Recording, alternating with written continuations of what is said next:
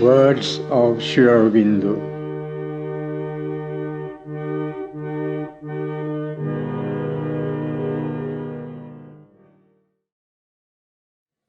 The influence of the psychic.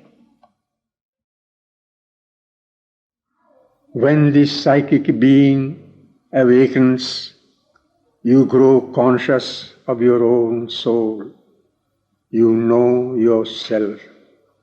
And you no longer commit the mistake of identifying yourself with the mental or with the vital being. You do not mistake them for the soul. Secondly, when awakened, this psychic being gives true bhakti for God or for the Guru.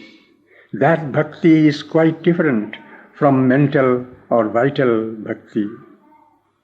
In the mind, one may have admiration or appreciation for the intellectual greatness of the man or Guru, but it is merely mental. It does not carry the matter very far.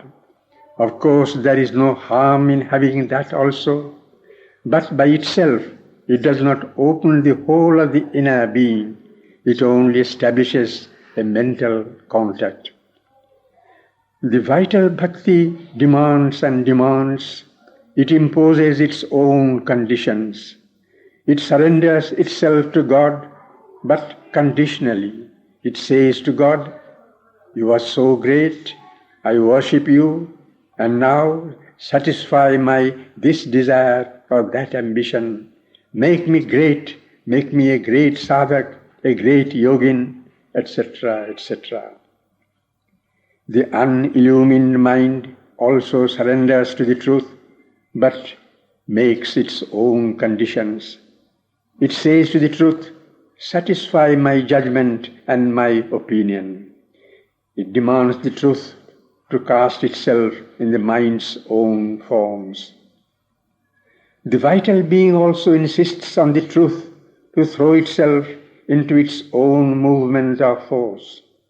The vital being pulls at the higher power and pulls at the vital being of the Guru. Both of them, the mental and the vital, have got an arrière-pensée, mental reservation in their surrender. But the psychic being and its bhakti are not like that, because it is in direct communication with the divinity behind. It is capable of true bhakti. Psychic bhakti does not make any demand, makes no reservation. It is satisfied with its own existence.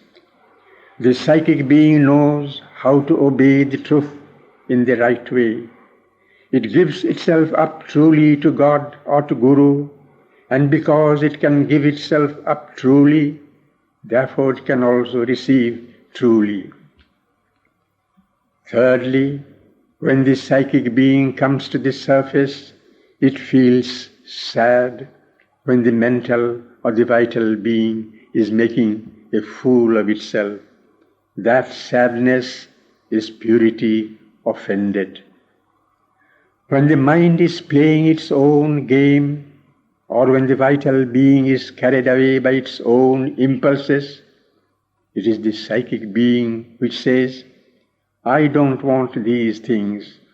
What I am here for, after all, I am here for the truth. I am not here for these things." Psychic sadness is again different from mental dissatisfaction or vital sadness or physical depression. If the psychic being is strong, it makes itself felt on the mental or the vital being and forces them, compels them to change. But if it is weak, the other parts take advantage of it and use the psychic sadness to their own advantage.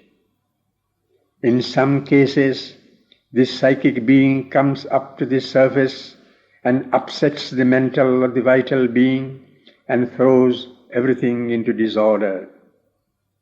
But if the mind of the vital being is stronger than the psychic, then it casts only an occasional influence and gradually retires behind.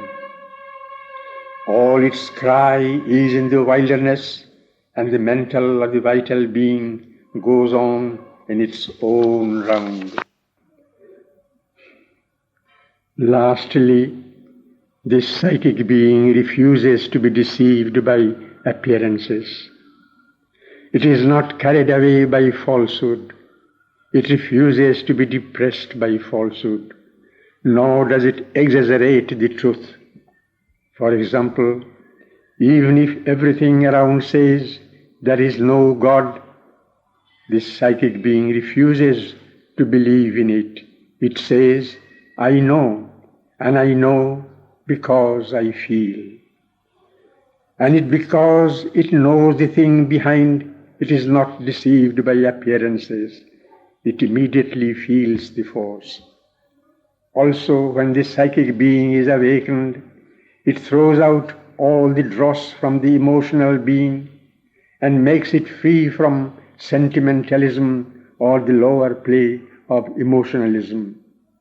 But it does not carry in it the dryness of the mind or the exaggeration of the vital feelings.